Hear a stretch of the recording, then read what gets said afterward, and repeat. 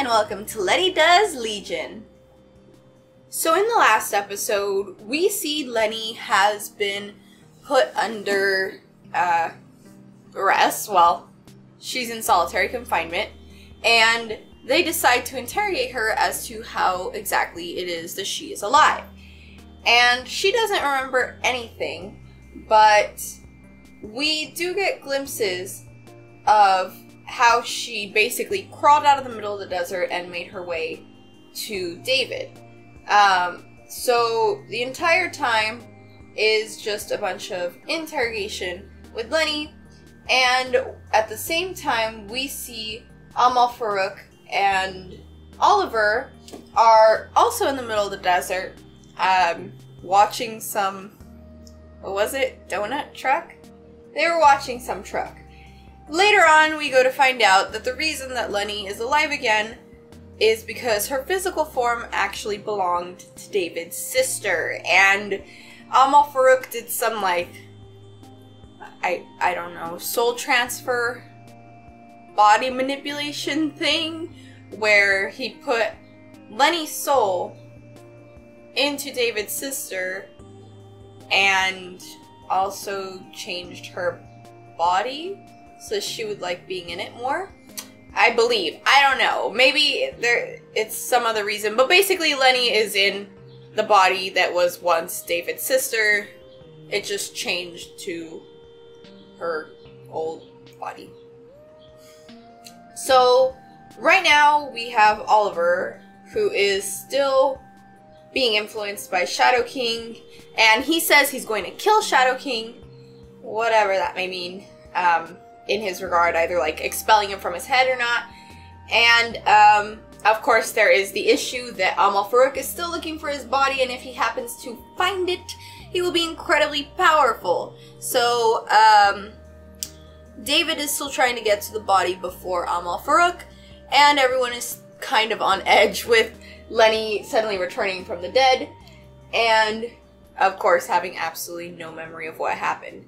So I expect this episode to just be David further trying to hunt down Farouk's body, because now things are getting incredibly serious. They're getting really risky, and we haven't seen future Sid in a couple episodes, but I think she is going to come back sometime soon just to tell David that either there's been an update or something, because stuff is happening and I expect things to be changing. So all that stuff, all that jazz, and of course I think Lenny really does want to help David this time around, so hopefully we do see Lenny being a good guy and helping out David, and the two of them can be together again. So yeah, that's basically all I'm looking for this episode. Legion, Season 2, Episode 5, Chapter 14. Let's get started. We are seeing Shantytown. The makeup on that is really heavy. Oh, is that supposed to be Amy and David? I'm not too sure what's happening though. I'm really confused. Are we just seeing like alternate reality Davids, or is this all one?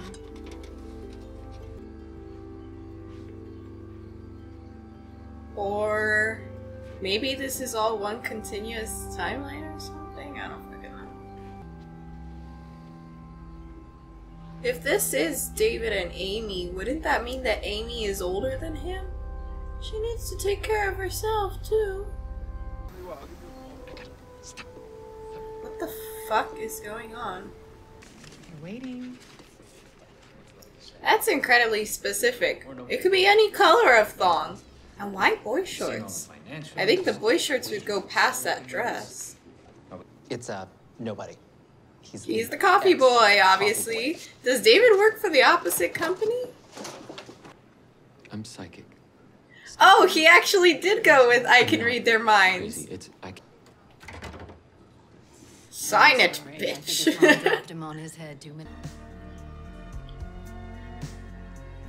I think he just got an upgrade from Coffee Boy.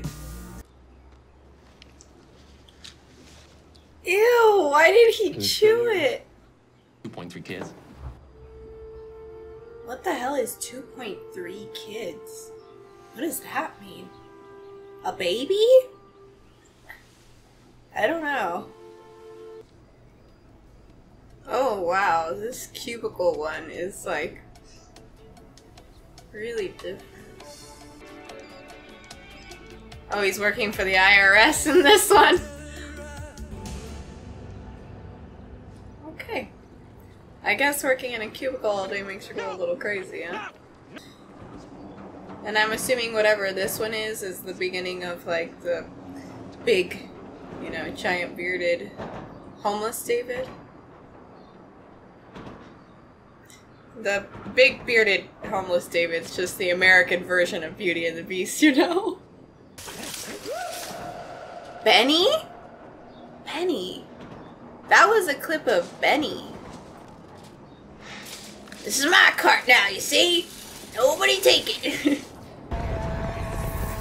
Yeah, that's right. You fucked with the wrong guy. Oh shit. Did their shadows stay there? What the fuck? That's their shadows, right? Why the... or is that... no, that's not dust. He evaporated them, but their shadows stayed there?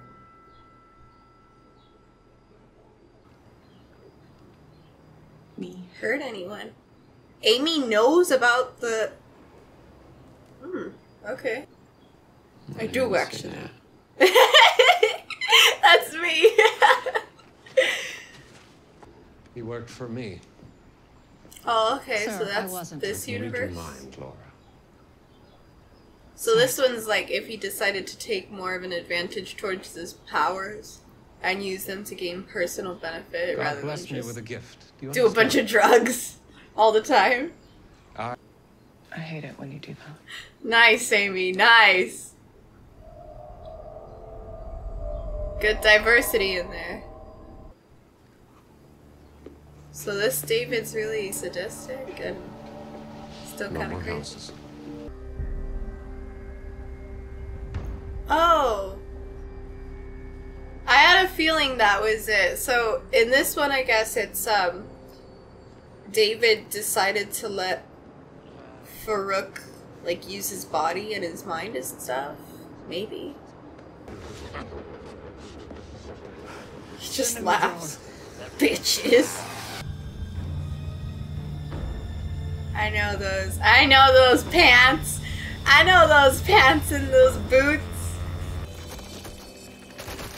Yay! I knew it! It's Carrie!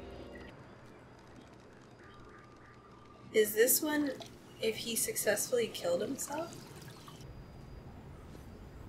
Or maybe the other one was meant to show, like, if David tried to kill him, or a universe where David tried to kill himself, and then instead of Amy taking him to, Summerland, I think it was called, she decided to take care of him herself. Aw, how cute! David? He made her fall. Ah! Gross. Those guys arrived so fast.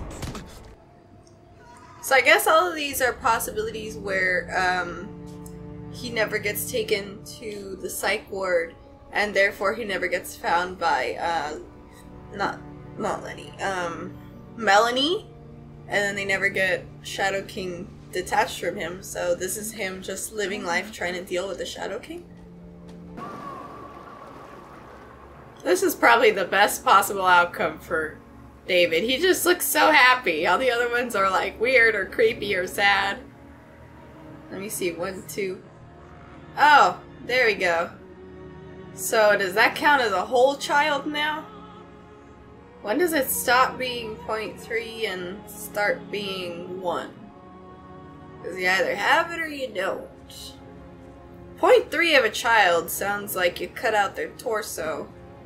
They're only a torso of a child. Aw, poor Amy. All of these realities just suck ass for Amy. Either she has to stay her entire life babysitting David, yeah, in this one, or she loses David and then she basically stays alone. Or David becomes super rich and powerful and he's like kind of crazy. Again, the one where he's a family man, I haven't seen Amy at all, but it seems like it's the only one where everyone's just okay. Look at how happy that baby is. That's a happy baby. Clockworks, there we go. Summerland is where Melanie lives. Got it. Oh, okay, and this is main universe. It's just giving us a recap of everything that has happened thus far.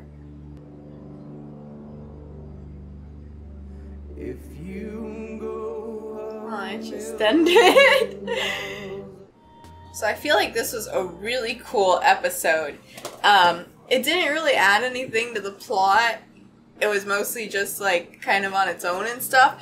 But that's okay, because it was so cool seeing so many alternate universes and, you know, all the other possibilities, kind of like what ifs, like the what if storylines and stuff.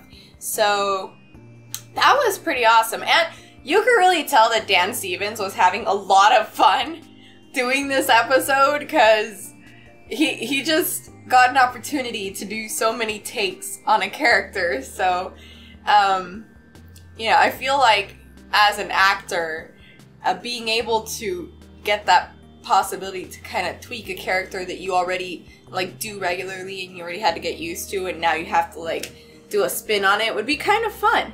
And it seems like he did enjoy this and he did have fun.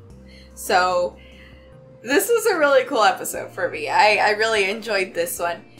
Didn't add absolutely anything at all to the plot other than maybe the possibility of like alternate universes, in the sense that we now have like visual proof that one event can change everything, and we're supposed to maybe apply that to Sid, you know, meeting with David, future Sid meeting with David in hopes that she can change the reality in which David destroys the world by getting Amal Farouk's body. And if we're not meant to take it like that, and like I read too much into it, even though like I'm pretty sure that that's it. If that's not it, maybe it's just, you know, for fun, just to kind of let us know what could have been. But I do think it is that. I think it's meant to be that we take from that just kind of, you know, Amal Farouk's always been with David, and now that they're separated, it like opens a whole new branch of possibilities. Because everything we saw in this episode was basically just Amal Farouk is still with him, the Shadow King is still inside of him, and now he's detached from him. So now we've opened up, you know, a whole nother branch of you know, possibilities. I don't think any of these were the one that Dystopian Sid is from, so she's trying to create her own branch, but that only counts if David, you know, wants to do that. Because it also seems like Amal Farouk wants to persuade him for something else. And another thing I thought was like really interesting in this episode in particular is that this had nothing to do with Summerland, and for me it's like really easy to forget that this show takes place, you know, amongst in what is supposed to be our everyday lives. Seeing David in an office job, seeing David, you know, working in a factory, seeing him do all these like normal everyday jobs has really like reminded me where this show started. And, you know, right before it gets whisked away into this crazy like interdimensional thing with all these crazy ass powers and everything that we've seen thus far, like back to where it all began, David is the odd one out here. Everyone else is working their everyday lives. Like, you're not supposed to see cows appear out of nowhere or people that can split into two. Like, this is normal.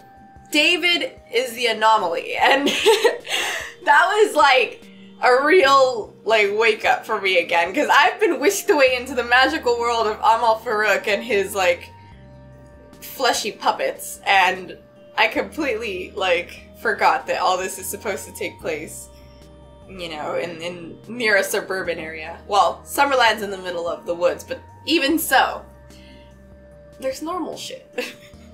We just don't see it because we're always following David's perspective. So, that was kind of refreshing. It was pretty cool to see all that. Hopefully, we will see more plot in the next episode. And I think the next episode is going to be what I talked about in the beginning of this one. But of course, we can't really account for all these like separate little, just kind of fun episodes that are not meant to add anything to the plot. So let me know what you guys thought of this episode, and what was your favorite part in this episode? We got so much information at once. So did you particularly like an alternate universe? Why? And yeah, that's basically all I got for you. So get out there, do all the stuff, and I will see you next time. Bye!